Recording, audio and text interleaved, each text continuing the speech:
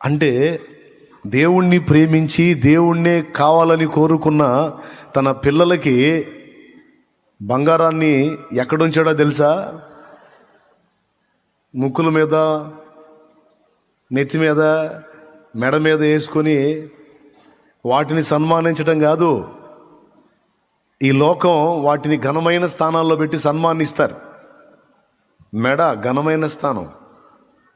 ఎవరినైనా సన్మానించాలంటే దండ ఆడేస్తాం, కాలుకి వేస్తామా? దండం మెడలో వేస్తాం సన్మానానికి, అవునా?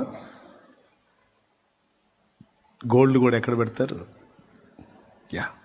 ఈ సన్మాన స్థానం. ఇది గౌరవనీయమైన స్థానమే, ఇది గౌరవనీయమైన స్థానమే, అవునా? ఈ లోకంలో జనులు గౌరవనీయమైన స్థానాల్లో ధరించిన ఈ గోల్డ్ని దేవుణ్ణి ప్రేమించి దేవుణ్ణే చాలనుకున్న బిడ్డల కాళ్ళ కింద పెడుతున్నాడు ఆయన, పాదాల కింద. బంగారు వీధులంటే సువర్ణమయమైన రోడ్లు. తవ్వుకున్నోడికి తవ్వుకున్నంత బంగారం.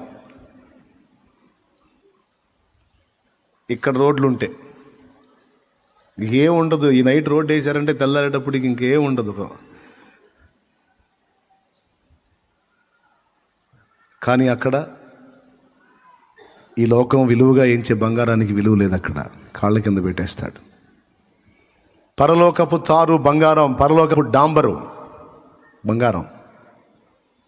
అందుకే చెబుతున్నా, ఒక్కడు ఉంటే చాలు అన్నీ కాళ్ళ కింద ఉంటాయి.